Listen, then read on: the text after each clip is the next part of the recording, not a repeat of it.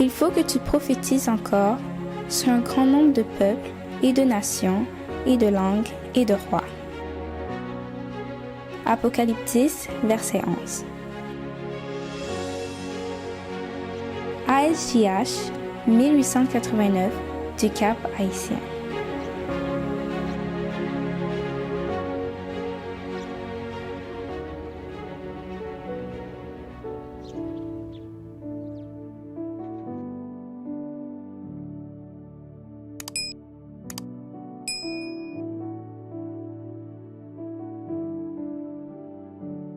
Emmanuel, Dieu est avec nous. Une citation des témoignages de Sœur Ellen G. White.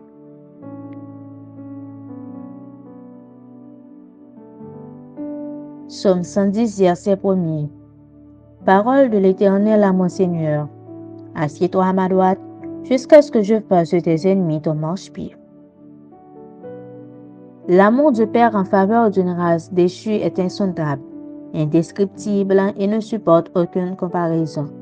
Cet amour l'a poussé à consentir à ce que son Fils meure pour que l'homme rebelle puisse être en harmonie avec le gouvernement céleste et être sauvé du châtiment de ses transgressions. Le Fils de Dieu descendit de son trône royal et se fit pauvre par amour pour nous afin que, par sa pauvreté, nous soyons enrichis. Il devint l'homme de douleur afin que nous puissions être participants de la félicité éternelle. Le Seigneur a consenti à ce que son Fils, plein de grâce et de vérité sur ses portes, monte à la gloire ineffable pour habiter dans un monde souillé et corrompu par le péché, assombri par l'ombre de la mort et de la malédiction. Dès lors que Jésus est venu habiter parmi nous, nous savons que Dieu connaît nos épreuves et compatit à nos souffrances.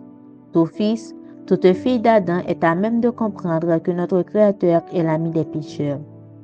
Car en toute doctrine de grâce, en toute promesse de joie, en tout acte d'amour, dans tout ce qui nous attire quand nous méditons sur la vie terrestre du Sauveur, nous voyons Dieu avec nous.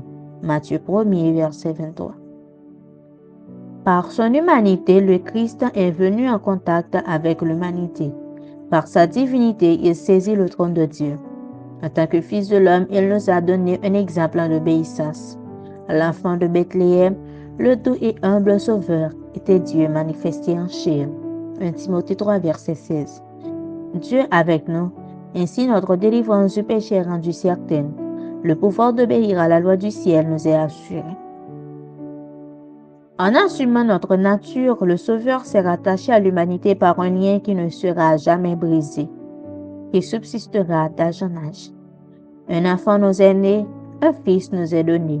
Ésaïe 9, verset 5. En la personne de son Fils, Dieu a adopté la nature humaine et l'a transportée au plus haut des cieux. C'est le Fils de l'homme qui partage le trône de l'univers. En Christ, la famille de la terre et celle des cieux sont reliées l'une à l'autre. Le Christ glorifié est notre frère. Le ciel est enchâssé dans l'humanité. L'humanité est enlacée au sein de l'amour infini. Sens de la grâce, page 80, paragraphes 2 à 5.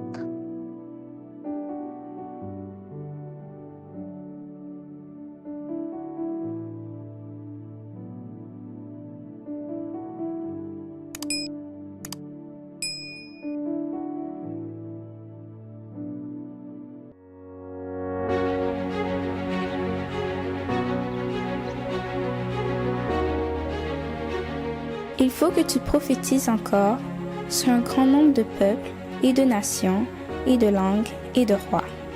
Merci d'avoir écouté cette présentation. Si vous souhaitez prendre part à la mission que Jésus-Christ confie à notre Église, contactez-nous via les coordonnées suivantes: ASJH 1889, caphaïtien@gmail.com, pour WhatsApp 509 32 32 41 42.